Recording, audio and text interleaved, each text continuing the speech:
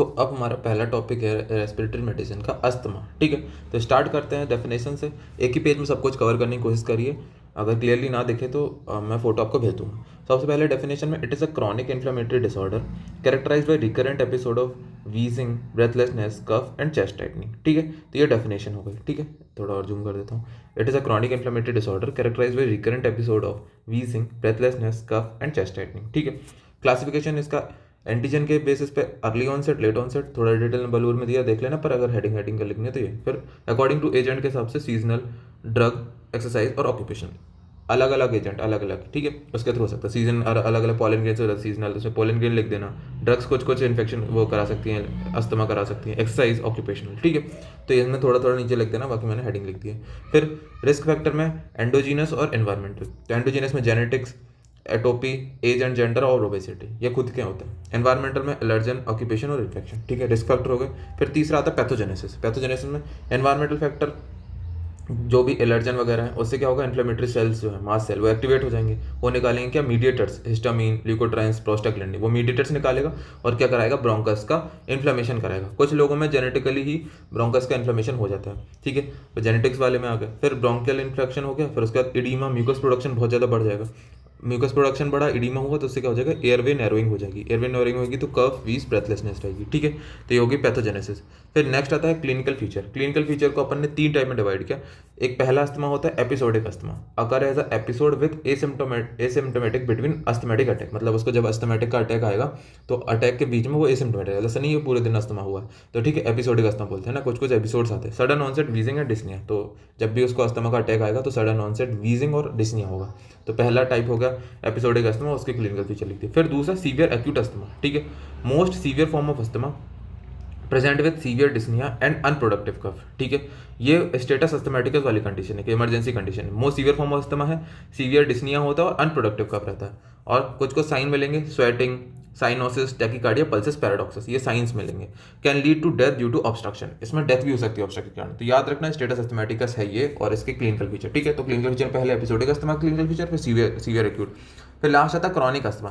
Chronic asthma में क्या है कि बहुत ज़्यादा ड्यूरेशन के लिए हो गया उसको अस्थमा, तो हो सकता है सिम्टम बने रहते हो। तो चेस्ट टाइटनेस, वीज, ब्रेथलेसनेस, प्रोडक्टिव कफ, ये सब मिलेगा, है ना।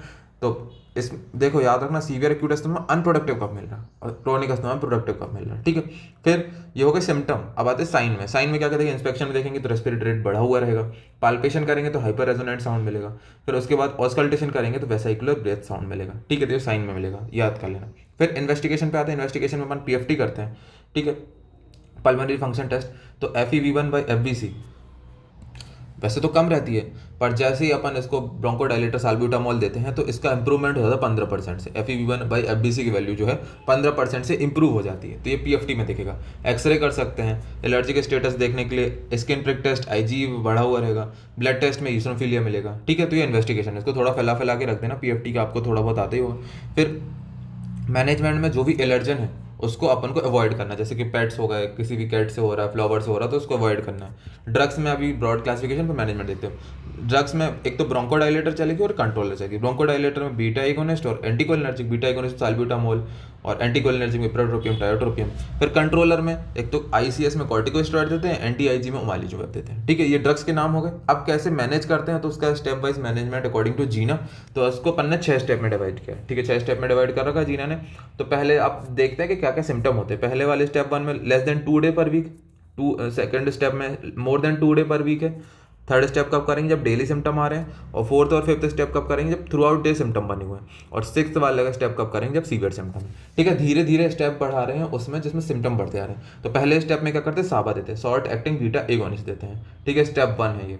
स्टेप 2 में लो डोज आईसीएस देते हैं। ठीक है, फिर स्टेप 3 में लो डोज आईसीएस प्लस लावा। ठीक है, लो डोज आईसीएस प्लस लावा। फिर स्टेप 4 में मीडियम डोज आईसीएस प्लस लावा। फिफ्थ डोज में हाई डोज आईसीएस प्लस लावा। ठीक है, 5 तक पहुंच गए।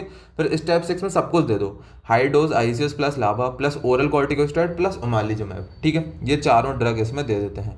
ठीक है, और फिफ्थ वाले में भी ओमालिजुमैब ऐड कर सकते हैं। फिर से एक बार बताता हूँ। स्टेप 1 में सिम्टम कम है तो साबा दिए। स्टेप 2 में आईसीएस दिया लो डोज। स्टेप 3 में लो डोज आईसीएस प्लस लावा ऐड कर दिया उसमें। स्टेप 4 में मीडियम डोज आईसीएस प्लस लावा। स्टेप 5 में हाई डोज आईसीएस प्लस लावा। सिक्स्थ वाले स्टेप में सब कुछ दे दो, हाई डोज ICS प्लस लावा प्लस ओरल कॉर्टिकोस्टेरॉइड प्लस ओमालिजुमैब, ठीक है, खत्म।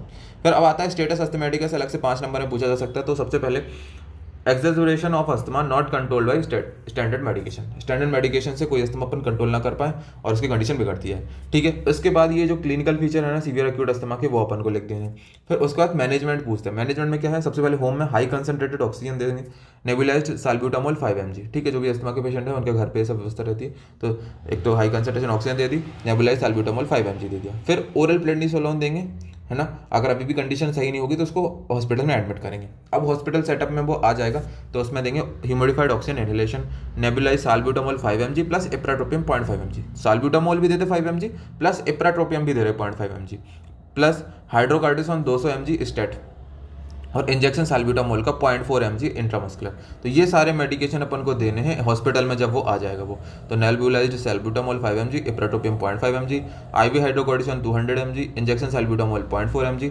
और उसके बाद फिर बाकी जो चीज़ें हैं जैसे फ्लूइड करेक्ट कर देंगे, फ्लूइड देके जो फ्लूइड इम्बेलेंस हो गया है, पोटेशियम सप्लीमेंट दे देंगे पोटेशियम अगर कम है, सोडियम बाइकार्बोनेट एसिडोसिस के लिए, और एंटीबायोटिक कोई इन्फेक्शन है अगर तो ये था अपना पूरा अस्थमा में, एक पेज में सब कुछ आ गया है। कुछ अगर दिक्कत हो तो कमेंट में पूछ लेना। Thank you.